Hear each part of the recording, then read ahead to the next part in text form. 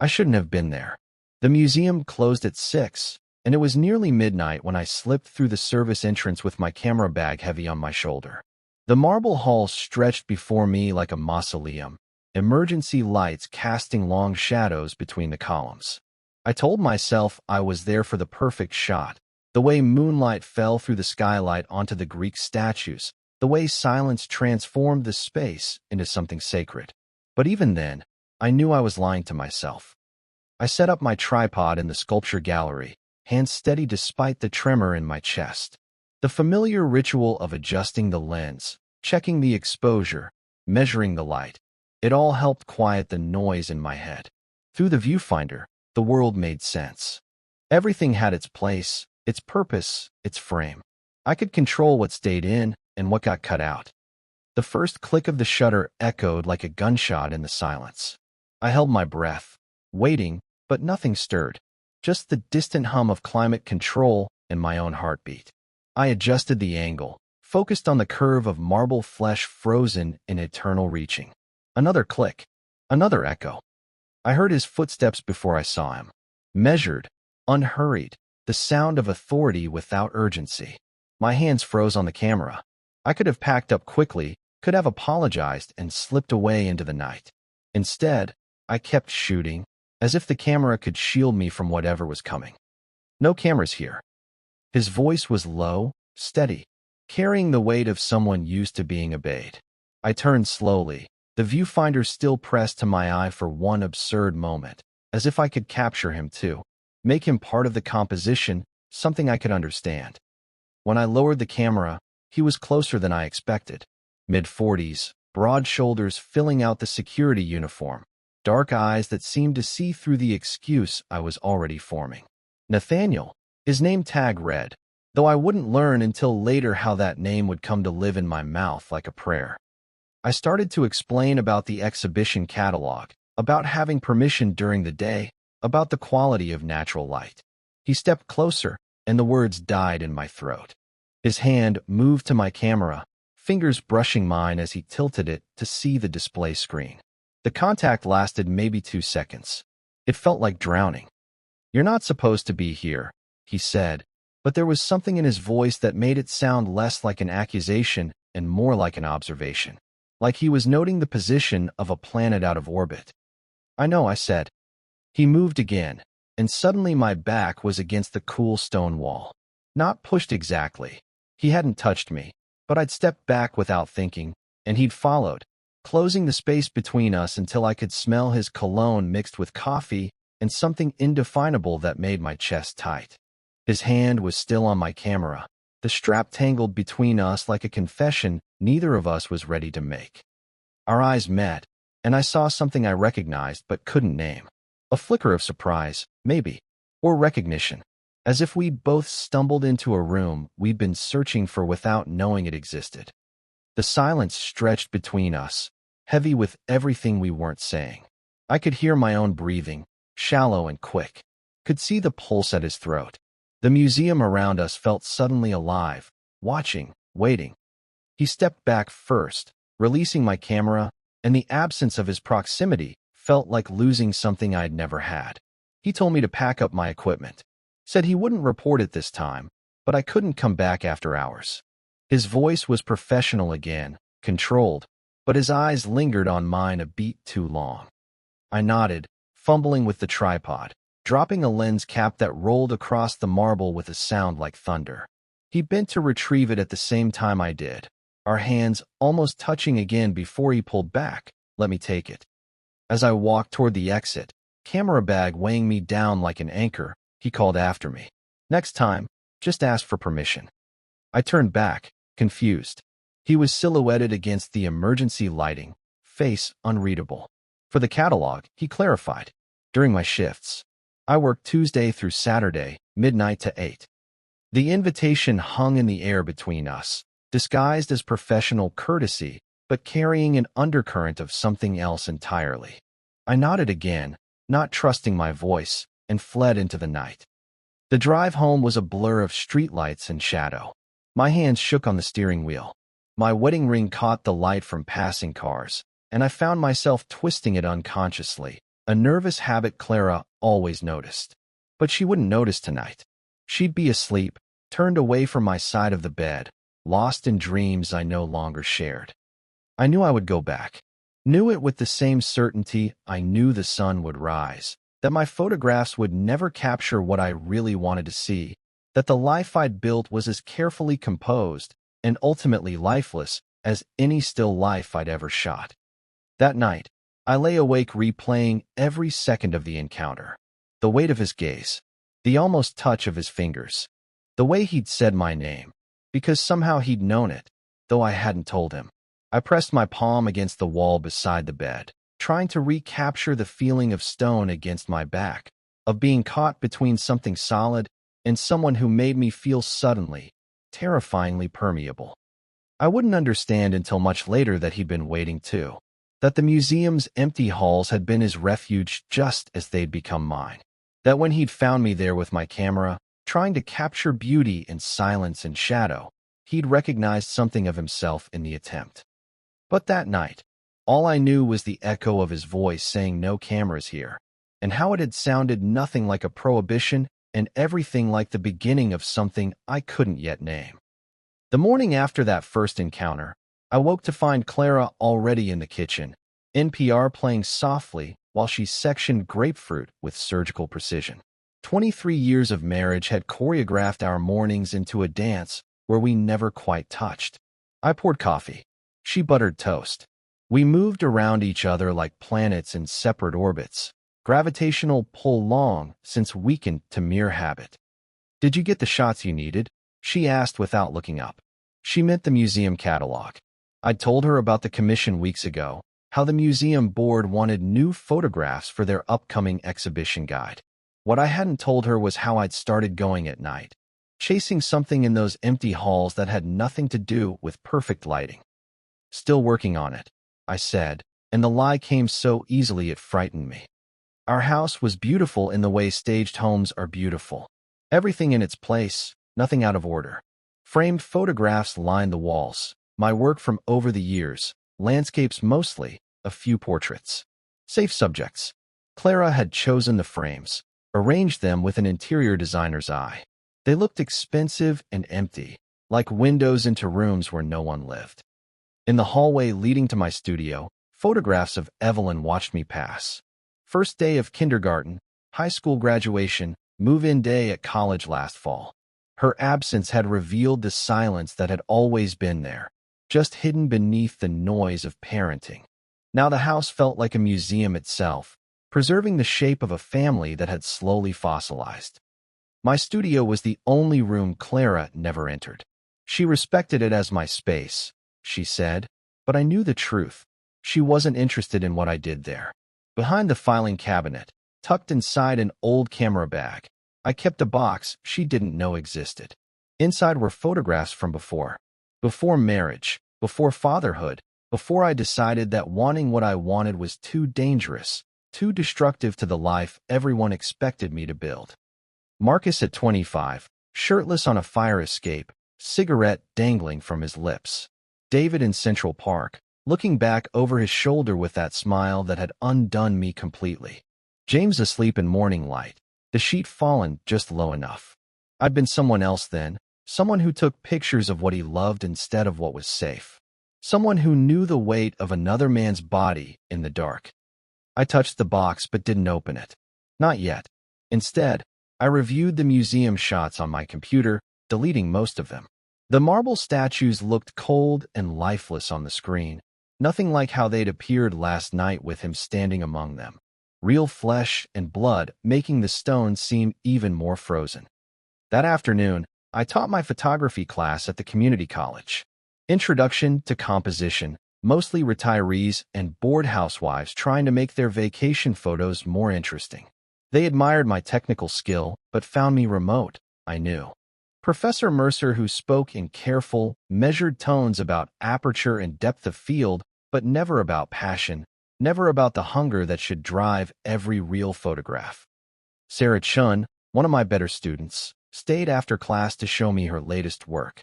She'd been photographing her grandmother's hands, cooking, sewing, holding her grandfather's fingers. The images were raw, intimate, alive in a way that made my chest ache. "These are remarkable," I told her, and meant it. She studied me for a moment. "You never show us your personal work," she said. "Just the commercial stuff. What do you photograph when it's just for you?" The question hung between us. I wanted to tell her about the box hidden in my studio, about the way certain light could break your heart, about how I'd spent 20 years photographing everything except what I most wanted to see. Instead, I suggested she consider the rule of thirds, handed back her portfolio, and watched her leave, disappointed. That evening, Clara had book club. She kissed my cheek on her way out, a gesture so automatic it barely registered as touch. I watched her car disappear down our tree-lined street, then went to my studio and finally opened the box. The photographs were yellowed at the edges, some stuck together from years of hiding. But the moments they captured were still vivid, still dangerous. There I was at 30, arms around Marcus's waist, both of us laughing at something lost to time. There was the apartment in Chicago, sun streaming through cheap curtains onto tangled sheets. There were hands, just hands, intertwined on a restaurant table, the image cropped so you couldn't see our faces, but I remembered. I remembered everything. I'd thought marrying Clara would cure me. That's what men like me did then, some of us. We believed we could choose normal, choose safe, choose the life that wouldn't require explanations or courage. And for a while, it had worked. Evelyn's birth had given me purpose, direction, a reason to lock the box away and pretend it held someone else's history. But children grow up. They leave. And marriages built on half-truths and careful omissions slowly hollow out from the inside, leaving beautiful shells that echo with everything unsaid. I put the photographs away and drove back to the museum. It was Tuesday night. He'd said he worked Tuesday through Saturday. I told myself I was just going to ask about access, about permission to photograph during his shifts. Professional courtesy, nothing more. The employee parking lot was nearly empty. His car, I didn't know which one yet, but I would learn, was somewhere in those shadows.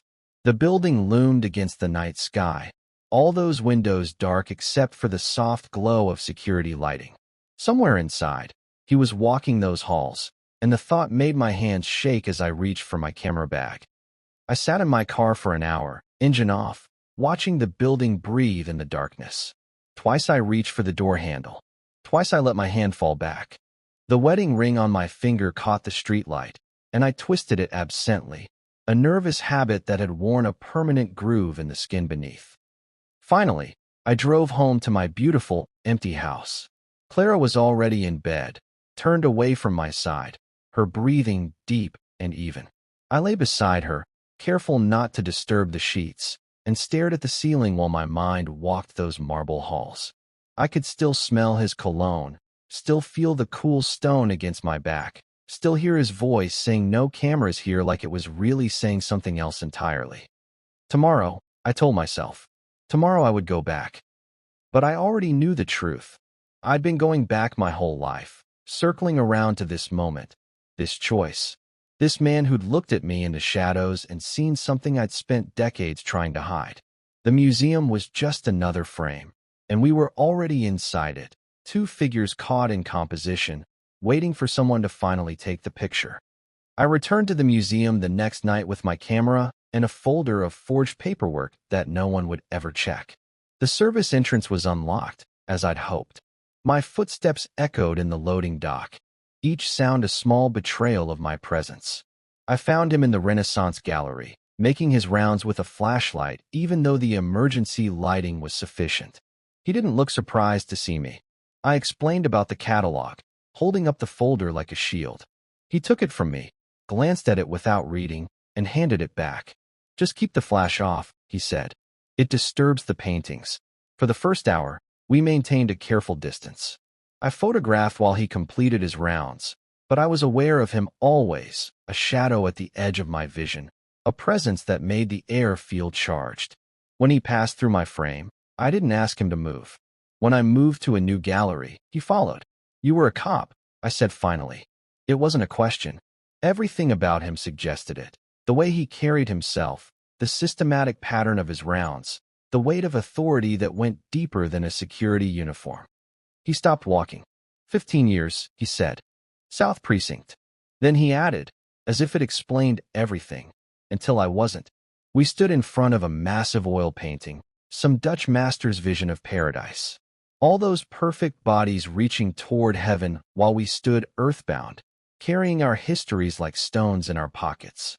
I wanted to ask what had happened, what had made him trade a badge for these empty halls, but I recognized the careful way he held his silence. It was the same way I held mine. My son's age, he said suddenly, nodding at my camera. When I got it for him, thought it would give us something to share after the divorce. He never took it out of the box. The admission hung between us, unexpected and somehow precious.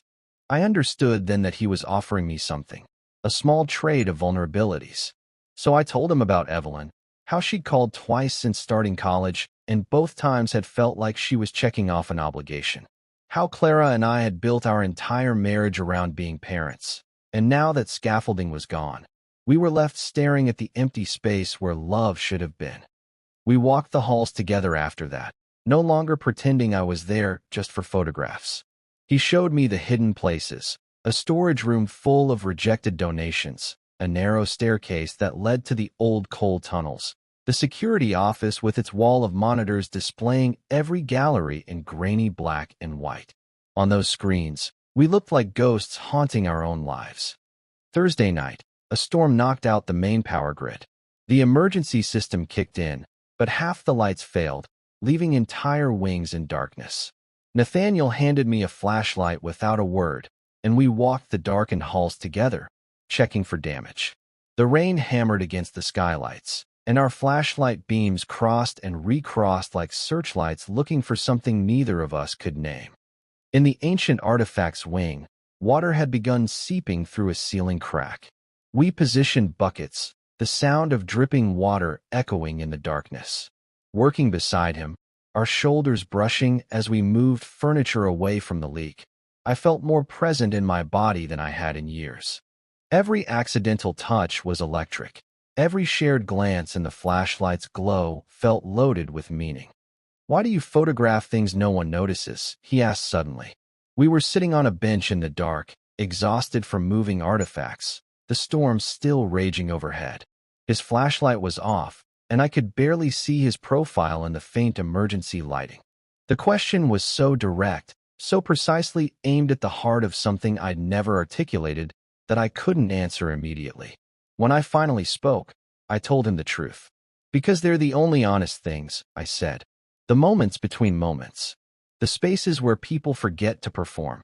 He was quiet for a long time. Then he said, "I notice you." The words landed like a physical touch. I turned toward him in the darkness, and found him already facing me. The distance between us was nothing, a breath, a heartbeat. I could feel the heat from his body, could see the faint reflection of emergency light in his eyes. One of us leaned forward. I'll never know who moved first, and then the lights flickered back on, harsh and sudden. We pulled apart, blinking in the fluorescent glare, the moment shattered but not erased. After that night, everything changed. Our conversations grew longer, deeper, dangerous. He told me about his marriage, how he'd known it was wrong from the beginning, but had wanted so badly to be the man his father expected. About the night his wife found the websites in his browser history, the careful ones, nothing explicit, just dating sites for men over 40. The divorce had been quiet, efficient, brutal. His son chose her, chose normal, chose not to know who his father really was. I told him about Marcus, though I didn't use the name. About being 30 and so sure I could have both lives, the secret one and the public one. Until the morning Marcus gave me an ultimatum and I chose the lie. About the wedding 6 months later, Clara radiant in white, while I stood at the altar feeling like I was attending my own funeral. The museum became our world, separate from everything outside. Each night from Tuesday to Saturday, midnight to 8, we existed in those marble halls like we were the last two people on Earth. He started bringing coffee in a thermos to share. I started arriving earlier, staying later. We found reasons to patrol together, to sit in the break room discussing art neither of us really understood, to exist in each other's presence like plants learning to lean toward light. One night, He asked to see my photographs. Not the catalog work, the real ones. I showed him images on my camera's display, fragments, shadows, the spaces between things. He studied each one seriously, his shoulder pressed against mine as we huddled over the small screen. When he reached a photo I'd taken of him without his knowledge, just his hand on a doorframe, wedding ring absent, he stopped. "When did you take this?" he asked. "Last Tuesday," I admitted. "You were checking the emergency exit." He was quiet for a moment. Then he said, "I took mine off 3 months ago. The ring. It left a mark that's finally fading." I looked at my own hand, the gold band I'd worn for 23 years. Underneath it, I knew, was a groove worn so deep it might never fully disappear. But maybe that was okay. Maybe some marks were meant to stay, evidence of the lives we'd tried to live, even if they were the wrong ones. The storm had long since passed, but something else was building between us, just as powerful and potentially just as destructive. We both knew it. Neither of us spoke it aloud. But each night, the museum felt less like a building and more like a threshold between past and future, between the men we'd pretended to be and the ones we might still become. Our conversations began to stretch like shadows at sunset, growing longer and deeper with each passing night. We developed a routine without discussing it. I would arrive at midnight, find him in whatever gallery he'd started his rounds, and we'd walk together until dawn painted the skylights gray. Sometimes we talked. Sometimes we just existed in the same space, and that was enough. More than enough. He told me about the moment his marriage really ended. Not the divorce papers or the moving truck, but the morning his son looked at him with his mother's eyes and asked if the things she'd said were true. "Are you one of those people, Dad?" 16 years old and already learning to hate what he didn't understand. Nathaniel had said yes, because lying seemed worse somehow, and watched his son walk away without looking back. I told him about the nights I'd sat in gay bars before Evelyn was born, nursing a single beer for hours, never talking to anyone, just needing to exist in a space where I didn't have to pretend. About the man who'd approached me once, kind eyes and a gentle smile, and how I'd fled like the building was on fire. About driving home to Clara and making love to her that night with a desperation she'd mistaken for passion. We were sitting in the employee break room at 3 in the morning, sharing coffee from his thermos. He always brought enough for 2 now. His hand rested on the table between us, and I found myself studying it the way I'd study a composition. The veins across the back, the small scar near his thumb, the pale band of skin where his wedding ring used to be. Without thinking, I reached out and traced that ghost of his former life with my fingertip. He didn't pull away.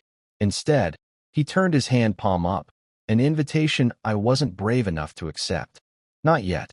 But we stayed like that, my finger resting against his wrist where I could feel his pulse, quick and alive, while the coffee grew cold between us. At home, I became restless in ways Clara couldn't ignore. I'd catch her watching me, her expression careful and calculating. She'd always been observant. It's what had made her a good real estate agent, able to read what people wanted before they knew themselves. Now she was reading me, and I could see her not liking the story she found. "You're different," she said one morning, apropos of nothing. We were loading the dishwasher, the Sunday Times spread across the counter, NPR discussing something about climate change.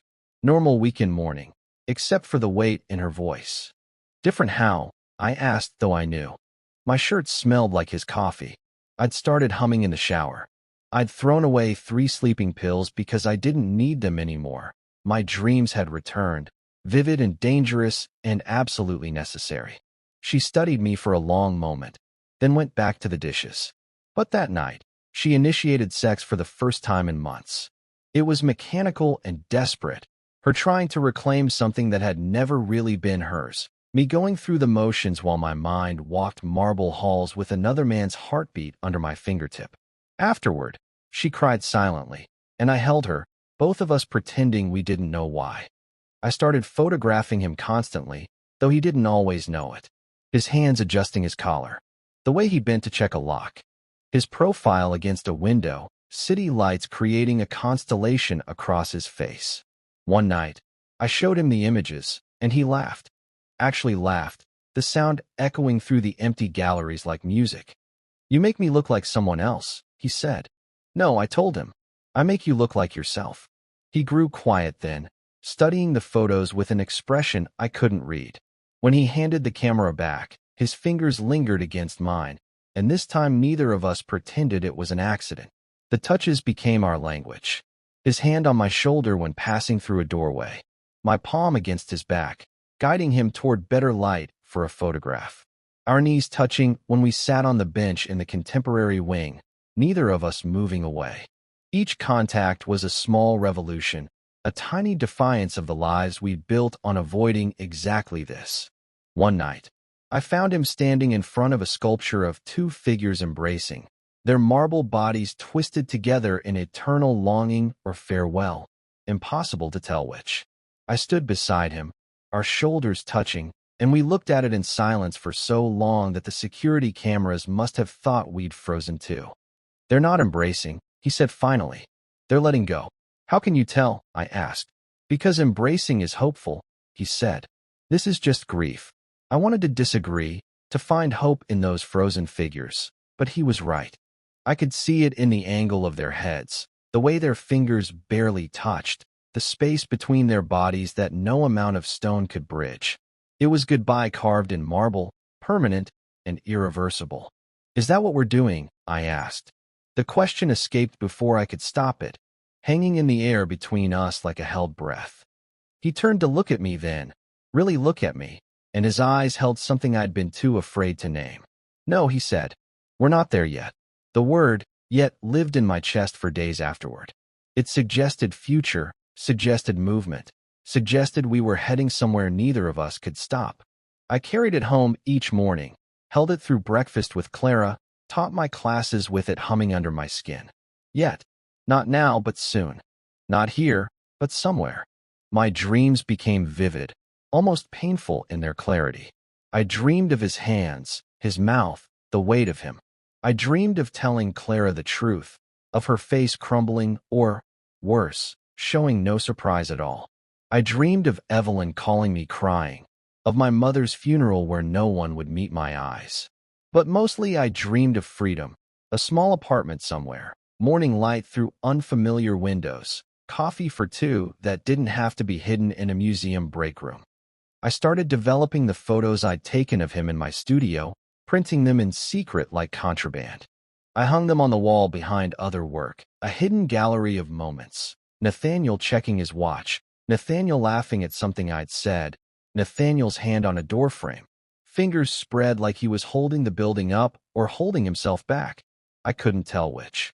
The box of old photographs no longer felt like history. It felt like prophecy. All those men I'd loved and left, they'd been preparing me for this, for him. Every goodbye had been practice for the one that mattered, the one I might finally be brave enough not to say. Saturday night, near the end of his shift, we stood together in the loading dock, watching the sun rise over the city. The light was perfect, golden, and forgiving, the kind that made everything look like it was worth saving. He stood close enough that I could feel the warmth from his body, close enough that one small lean would bring us together. "I should go," I said, though it was the last thing I wanted. He nodded, but didn't move away. "Monday's my night off," he said. "The museum's closed, but I have keys. If you wanted to photograph without anyone else around." The invitation was clear, even if the words were careful. Monday night, the museum would be ours alone. No pretense of rounds to make, no schedule to follow. Just us and all those empty rooms. All that silence waiting to be filled with whatever we were brave enough to say. "I'll be here," I said. He smiled then, small and private, meant just for me. "I know," he said. "You always are." Monday night arrived like a held breath finally released. I told Clara I had a late shoot, not entirely a lie, and drove to the museum with my hands shaking on the wheel. The parking lot was empty except for his car, parked under the single working streetlight like a beacon. The building loomed dark against the sky, no emergency lighting tonight, just darkness waiting to swallow us whole. He met me at the service entrance, and for a moment we just stood there, looking at each other without the pretense of rounds or catalogs or professional distance. He wore jeans and a black Henley instead of his uniform, and seeing him out of that official role felt intimate, like he'd already undressed for me in some essential way. The museum felt different in complete darkness. He'd brought proper flashlights, powerful ones that carved through the black like searchlights. We walked the familiar halls transformed into something new, our footsteps the only sound in that vast silence. Neither of us spoke at first, the weight of being truly alone together too significant for small talk. I set up my camera in the restricted wing, the one housing the museum's most valuable pieces. No photography allowed, ever, but he led me there without hesitation, held the flashlight while I adjusted my tripod. The rule-breaking felt deliberate, necessary, like we were acknowledging that some boundaries were meant to be crossed. "You shouldn't be photographing here," he said, but his voice carried no authority, only observation. "I know," I replied, the same words from our first meeting, but everything different now. He moved closer, and I kept shooting, the camera between us like the last barrier. Through the viewfinder, I watched him approach, his face shifting in and out of shadow. When he was close enough that I could no longer focus, I lowered the camera and found him right there, inches away, his eyes dark and serious and absolutely certain. "Stop me," he whispered. "If you're going to, stop me now." I didn't stop him. The kiss was nothing like I'd imagined during all those sleepless nights. It was desperate and clumsy and perfect, 20 years of longing compressed into a single moment. His hands framed my face, holding me like I might disappear, and I grabbed his shirt, pulling him closer, the camera trapped between us, its edge digging into my ribs, but I didn't care. Nothing mattered except his mouth on mine and the small sound he made when I kissed him back. We broke apart, breathing hard, and then came together again, slower this time, learning each other's rhythm. He tasted like coffee and something indefinable that made me want to catalog it, photograph it, preserve it forever. His hand moved to the back of my neck, fingers threading through my hair, and I understood with crystalline clarity that I'd been waiting my entire life for exactly this touch. When we finally separated, my camera had left an imprint on both our chests. We stood there in the darkness, flashlights abandoned on the floor, creating abstract patterns on the ceiling.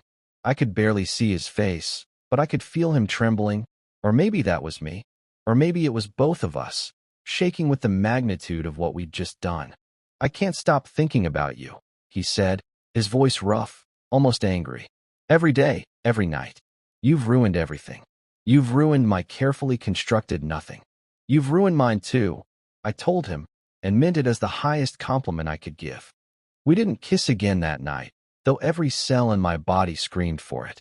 Instead, we sat on the floor of that forbidden gallery, backs against the wall, shoulders touching, and talked about what came next. He was terrified. So was I. We both had too much to lose and nothing left to lose, a paradox that made perfect sense in the darkness. When I finally left near dawn, we didn't touch goodbye. We didn't need to. Everything had already been said in that kiss. That collision of hidden selves finally making contact after decades of careful avoidance. I drove home in a daze, the sunrise too bright, too beautiful, too much like hope. My lips felt swollen, sensitive. My shirt was wrinkled where he'd grabbed it. I could still smell him on my skin, and I rolled the windows down, trying to air myself out before facing Clara, but I knew it was useless. The change went deeper than cologne or wrinkled clothes. Clara was awake, sitting at the kitchen table with coffee and her laptop, but she closed it when I walked in. She looked at me for a long moment, taking in my disheveled appearance, my inability to meet her eyes, the way I held myself like I was made of glass. "Is there someone else?" she asked. Not accusingly, just tired, like she'd been preparing this question for weeks. I stood there, camera bag still on my shoulder, wedding ring suddenly feeling like it weighed 1,000 pounds. I wanted to lie, to buy more time, to figure out how to dismantle our life without destroying everyone in the process. But I thought of his kiss, of his hands on my face, of the truth finally breaking through after 20 years of suffocation. I couldn't answer. My silence was answer enough. She nodded, unsurprised, and turned back to her laptop. "We'll talk later," she said, "when you're ready." I went to my studio and locked the door, something I'd never done before. My hands shook as I pulled out the box of old photographs, spreading them across my desk like tarot cards. There was my younger self, unguarded and alive in ways I'd forgotten were possible. There were the men I'd loved when I still believed love was something I deserved. There was the person I'd been before I decided that wanting what I wanted was too dangerous. But looking at them now, after feeling Nathaniel's mouth on mine, after hearing him say I'd ruined his nothing, I didn't see tragedy. I saw preparation. Every hidden moment, every suppressed desire, every night lying awake next to Clara feeling like I was drowning, it had all led to this. To him. To the choice that wasn't really a choice at all. I picked up a photo of myself at 32, just before my wedding, at a bachelor party I'd smiled through while dying inside. You were so young, I told that version of myself. You thought you could make it work. You thought love was something you could schedule, contain, control. You thought one life could be enough. But it wasn't. It never had been. And now, at 53, with my daughter grown and my marriage a beautiful shell and my heart finally beating again after decades of dormancy, I understood that it was never too late to stop pretending. Never too late to choose the life you actually wanted, even if it meant watching everything else fall apart. I pinned one of the photographs of Nathaniel to the wall above my desk, the one where he's laughing, unguarded and beautiful in mine, even if just in that captured moment. Next to it, I pinned the oldest photo from the box, Marcus and me on that fire escape, young and reckless and absolutely certain that love was worth any risk. They were right, I whispered to those younger selves. We were right all along. Clara and I circled each other for 3 days, polite strangers sharing a house. She slept in the guest room without discussion. We moved through our routines, coffee, breakfast, small talk about the weather, while the truth sat between us like a third person at the table. On Thursday evening, she finally set down her wine glass and said, "We need to talk about what happens next." We sat in the living room we'd decorated together 15 years ago, surrounded by the evidence of our carefully constructed life. The throw pillows she'd selected, the coffee table I'd refinished, the photographs on the mantel. Evelyn's graduation, our trip to Paris, our 20th anniversary dinner where we'd both smiled so convincingly. "Is it a woman?" she asked, and something in her voice suggested this would be easier to understand, easier to explain to friends, easier to survive. "No," I said. She closed her eyes, nodded slowly. "I think I've always known," she said. "Not the specifics, but the shape of it. The way you'd look at certain men. The way you'd flinch when people talked about their gay cousins or coworkers, like they were discussing you without knowing it. The way you made love to me like you were trying to convince yourself of something." I wanted to deny it, to protect her from this truth she'd been carrying alone, but she deserved more than another lie. "How long have you known?" I asked. She considered this. "Maybe 5 years. Maybe 10. Maybe since the beginning, but I loved you enough to pretend along with you." She looked at me then, really looked at me, and her eyes were full of grief, but not surprise. "I kept thinking if I was patient enough, good enough, if I gave you space and time, you'd finally be able to love me the way I loved you." "You deserve better," I said. "I deserve the truth," she corrected. "But you didn't have it to give. Not then." We talked through the night, 23 years of marriage autopsy laid out between us. She asked about the man. She knew there was someone specific, could see it in the way I'd changed. I told her about Nathaniel, carefully, protecting the details that felt too intimate to share. She listened without interrupting, tears falling silently down her face. "When will you tell Evelyn?" she asked near dawn. "I don't know," I admitted. "How do you tell your daughter that her entire childhood was built on a foundation of carefully managed deception? That every family photo was missing someone essential, the person her father actually was?" "She'll understand eventually," Clara said, though neither of us fully believed it. "She loves you. That's real, even if other things weren't." The next night, I met Nathaniel at the museum. He could see it on my face immediately. The exhaustion, the weight of confession, the terrible freedom of finally being seen. He pulled me into the security office, away from the cameras, and held me while I shook. Not crying, just trembling with the magnitude of what I'd set in motion. "You told her," he said. Not a question. She already knew, I said into his shoulder. She's known for years. He pulled back to look at me, his hands on my shoulders, grounding me. Julian, he said, and my name in his mouth still felt like a revelation. You need to understand what you're risking. Your marriage, your home, your reputation. Your daughter might not speak to you for years, if ever. Your friends will choose sides, and most will choose hers. You'll lose things you don't even know you value yet. I know, I said. Do you? He pressed. Because I've been through this. I've paid every price there is to pay. My son hasn't spoken to me in 2 years. My parents died without ever accepting who I am. I spent 50 years hating myself, and another 5 learning not to. It's not romantic. It's not beautiful. It's brutal and lonely and the hardest thing you'll ever do. I thought of all the years I'd spent in hiding. The weight of carrying a secret so large it had hollowed me out from the inside. The careful distance I'd maintained from everyone, even my own daughter, because letting people close meant risking them seeing the truth. The way I'd moved through life like a ghost, present but never really there. I'm already lonely, I told him. I've been lonely my entire adult life. At least this loneliness would be honest. He studied my face for a long moment, then nodded. Okay, he said. Okay, but we do this right. No sneaking around. No affair. If you're choosing this, you choose it completely. What are you saying? I asked. I'm saying leave her first, he said. End your marriage cleanly. Find your own place. Figure out who you are when you're not pretending. Then, if you still want this, we'll see what we are together. But I won't be someone's secret. Not again. Not even yours. The ultimatum should have felt unfair, but instead it felt like clarity. He was right. I couldn't step from one life directly into another. I needed to exist in the space between, to learn who Julian Mercer was when he wasn't performing husband, father, professor, straight man. I need time, I said. I know, he replied. I'll be here. That weekend, I signed a lease for a small apartment downtown, walking distance from the museum.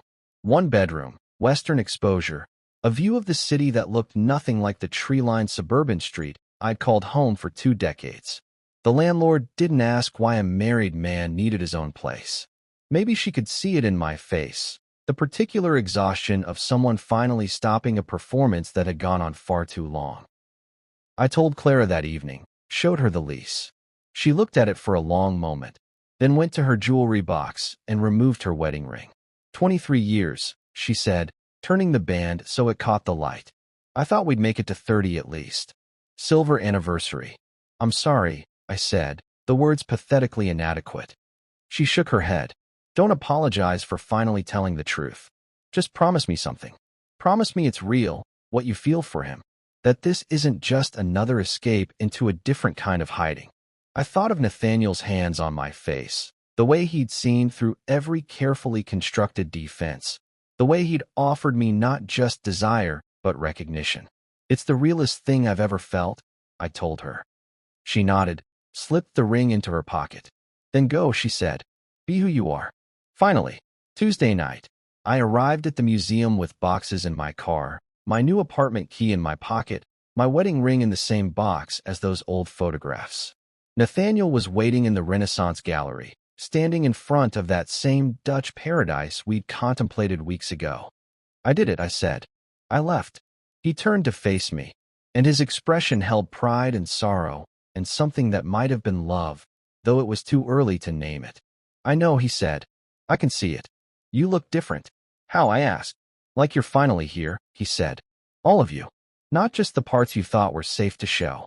He reached out then, slowly, giving me time to step back if I needed to.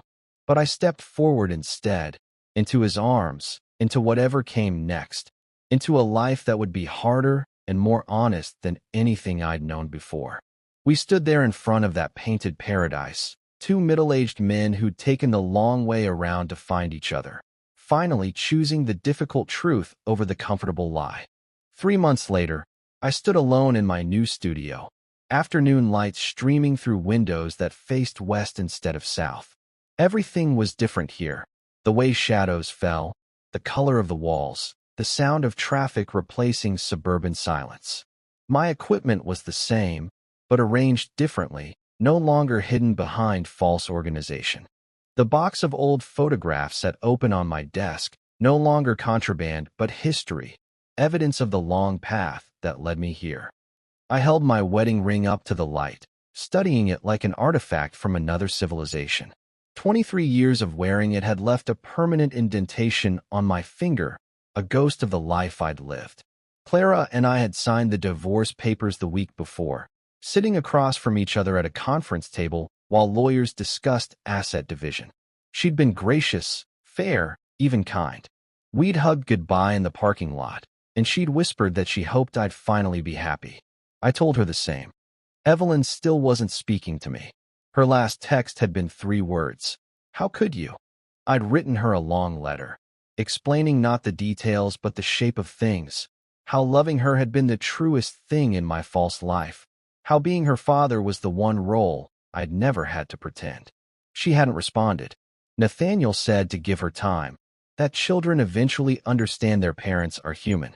But her silence was the price I hadn't fully calculated, and it cut deeper than I'd imagined. I placed the wedding ring in the box with the old photographs, closing one chapter of evidence and opening another. On my wall, new images had joined the hidden ones. Nathaniel laughing at something I'd said.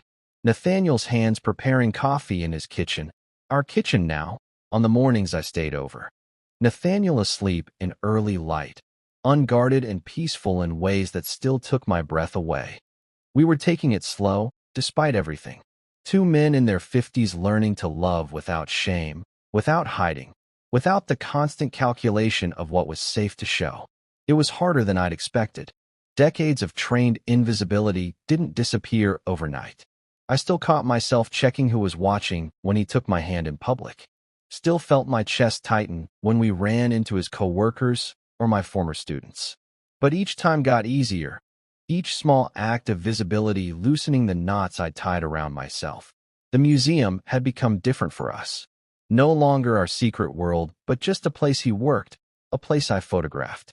We'd meet for lunch sometimes in the public cafeteria, sitting across from each other like any other couple, talking about ordinary things, what to make for dinner, whether to adopt a cat, which movie to see on Sunday. The mundane intimacy of it felt revolutionary. I developed my latest roll of film, watching his image appear in the chemical bath like magic, like recognition, like coming home. This photograph was different from the others. He was looking directly at the camera, directly at me, his expression open and unguarded. No pretense, no performance, just Nathaniel seeing me and letting himself be seen in return. I pinned it to the wall above my desk, next to the photo of Marcus and me from 30 years ago.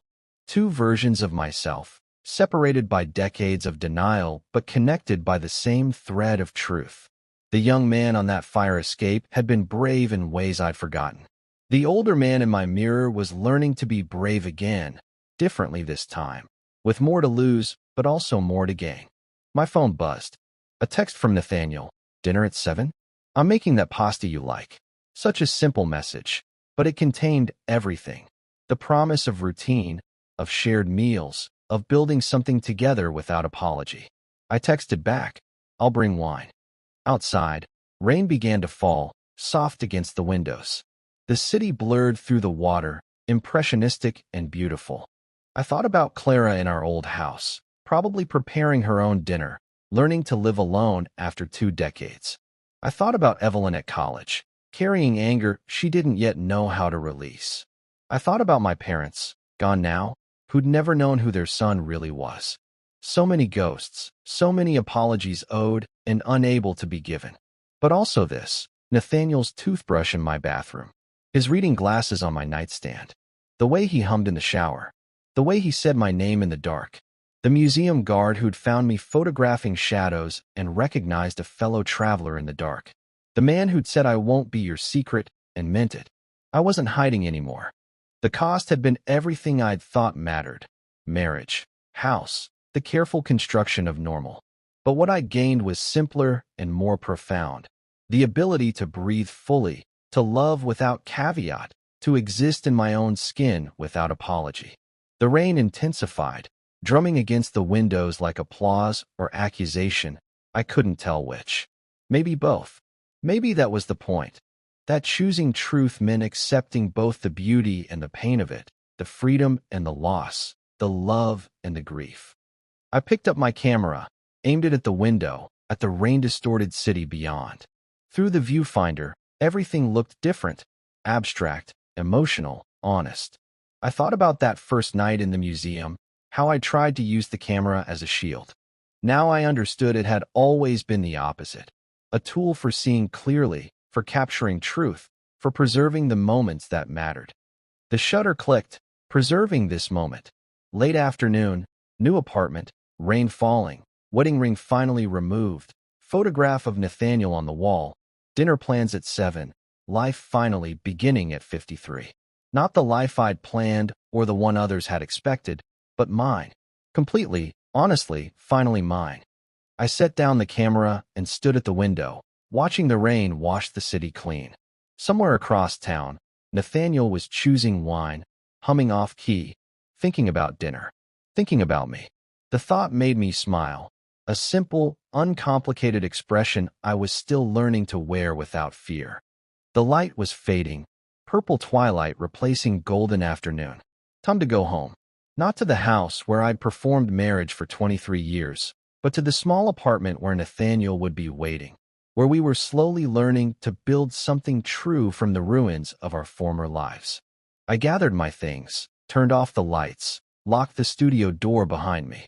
The rain had softened to a drizzle, the air clean and sharp. I walked to my car without hurrying, letting the rain fall on my face, feeling every drop. Alive, present, here. No more hiding, no more pretending. Just this. One man walking through the rain toward another man he loved, carrying nothing but truth and the quiet revolution of finally choosing himself.